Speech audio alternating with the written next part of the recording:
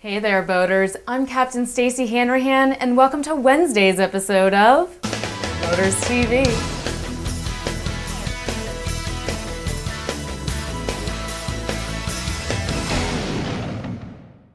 First up, our Captain's Caption photo was provided by Lauren Sayer. We'll reveal the caption of the day at the end of the show. Coming up in Did You Know? Jimmy's not the only one making cruising tunes in this week's Mad Mariner Report. If you own a boat, you own a Jimmy Buffett CD. In fact, you probably own quite a few, and without a doubt, you've got his greatest hits album on board. Now, we all adore Jimmy, but as Mad Mariner's Captain Frank Mummert points out, there are other songwriters out there who have held a tiller in their hands. And Eric Stone is one cruiser singer-songwriter worth checking out. He's produced 8 CDs, a collection he calls Nautical Americana. His first one, Songs for Sale, sold over 100,000 copies, making it certified gold. Impressive for an independent release.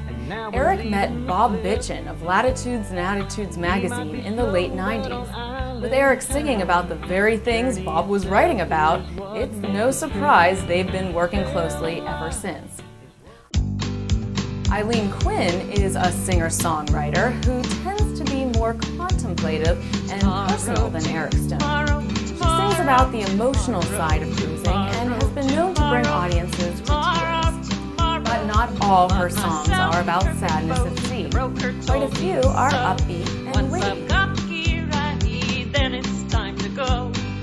Autopilot, water maker, wind power generator. Travis of Mystery Tramp being his self-built 44-foot steel cutter, writes songs with a slow down and smell the ocean message. He only has one album, The Ocean is a Woman, but it includes a digital photographic slideshow put together by his partner, Emily. And her hair is made of gold from the ships that she has sank.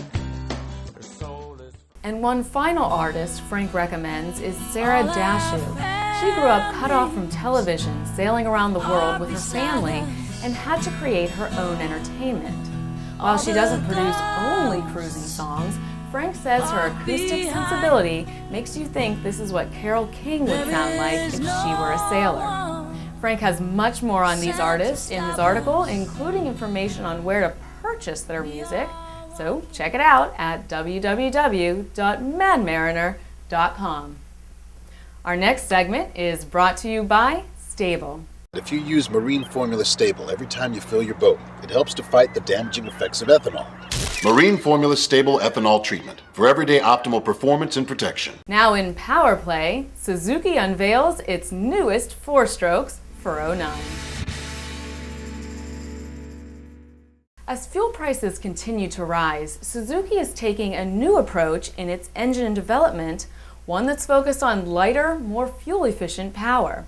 For 2009, Suzuki is launching a new generation of 4-strokes, the DF70, DF80, and DF90. The DF80 is Suzuki's first ever 80 horsepower model, and the DF90 is the lightest, most compact outboard in its class. But all three give boaters and boat builders more options when trying to balance price point with performance. Suzuki engineers designed a compact, dual overhead cam powerhead with 4 valves per cylinder.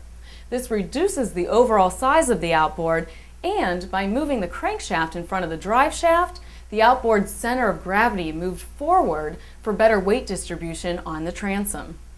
Recognizing the customer's concern over fuel prices, Suzuki incorporated their lean burn control technology with these engines. It's a feature that predicts fuel needs and allows the engine to operate on a very lean air-fuel ratio. And user maintenance has been reduced with the use of self-adjusting timing chains rather than traditional timing belts. These engines are a great match for all types of vessels, including small center consoles, flats boats, and pontoon boats. But maybe you're looking for just a little more power. Well, you're in luck because Suzuki is also launching for 09 the only 100 horsepower 4-stroke outboard available in the US. This motor will boast many of the same design features found on Suzuki's larger outboards. Now, you know I'm jealous when a boat flies by with 300 triplets, but just as many of us have had to trade in our SUVs for compact cars on the road, downsizing our outboards ponies just might be the move that keeps us on the water. For more information on Suzuki outboards, go to www.suzukimarine.com. And thanks again to Sta-Bil for sponsoring that Power Play segment. Next up in Smooth Sailing, sailing for everyone. If you've always wanted to learn how to sail but thought it would be too difficult or expensive, check out the company Access Dinghies.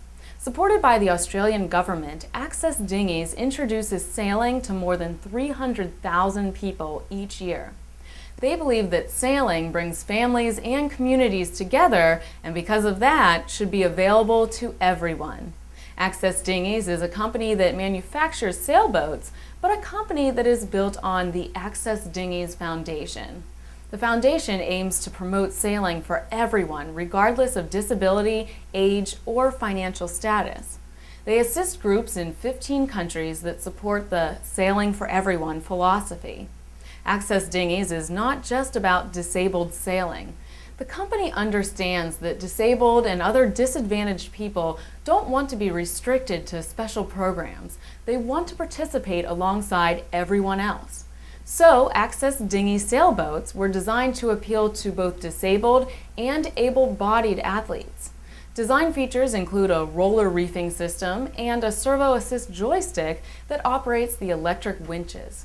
To learn more about the company and to read some very inspirational stories, go to www.accessdinghy.org. Now it's time to reveal Stacey's TheBoaters.com Sealebrity Profile Pick of the Day, which is Captain Bobby Consalo Jr. and his 18-foot Carolina skiff, Hotshot 1. Bobby is 20 years old and has been boating all his life. He's really into water sports, including kneeboarding. And he's pretty good at fishing, too. Welcome to the Boaters, and congrats on your Sealebrity status. And finally today, the captain's caption of the day is, "Oh no, it's the invasion of the Canoe-heads!" Submitted by Tom Bendowski.